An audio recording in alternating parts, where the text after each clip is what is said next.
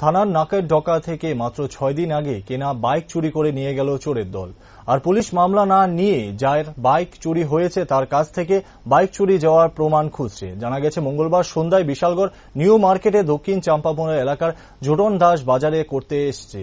বাজারে একটি সেট ঘরে বাইকটি রেখে বাজার করতে যায় সে। কিছুক্ষণ পরে থানার নাকের ডকার সামনে থেকে বাইকটি চুরি করে নিয়ে যায় চোরের দল।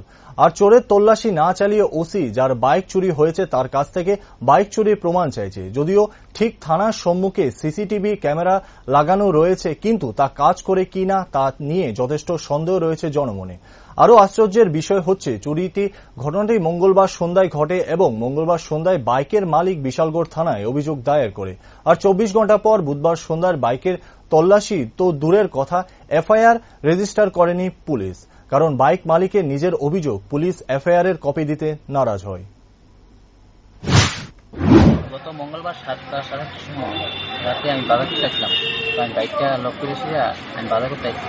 বাজার করতে আসলে বাজার করে ফিরে এসে বাইকটা নাই। কোন জায়গায় রাখছিলাম? নিউ মার্কেটের মধ্যে মাছ বাজারের সামনে। কয়টার সময় গেছে?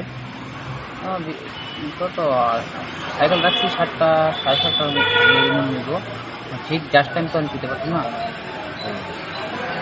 8টা 7:30 গেছি, বুঝতে গেল না। কি করতে গেছিলেন?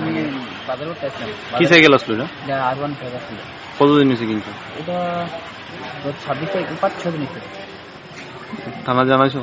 জানাইছি। এফআইআর করছো? এফআইআর করছি বলতে আমরা এফআইআর করছি, আমরা এফআইআর কপি দিতে রাজি না। কেন? কারণ কইতেছে যে ফুটেজ কেউ দেখতেছে না বলে আমি সাইকেল লইয়েছি, তারা এমনি প্রমাণ দিতে ব্যাপারে আমার বলে দিয়ে দিব, তারা রিসিপ্ট কপি দিবে। কে কইছে ঘটনা? হ্যাঁ, কে কইছে কথা না? ওসি করতেছে বড়বাবু। আচ্ছা, নাম মনে কি শাহজাহান। কয়দিন হয়েছে আজকে চুরি হয়েছে? আজকে তো 2 দিন হয়েছে। তারা কিছু জানাইছে না বাইক করতে পারবো বা কি আসবে কিছু কইছে?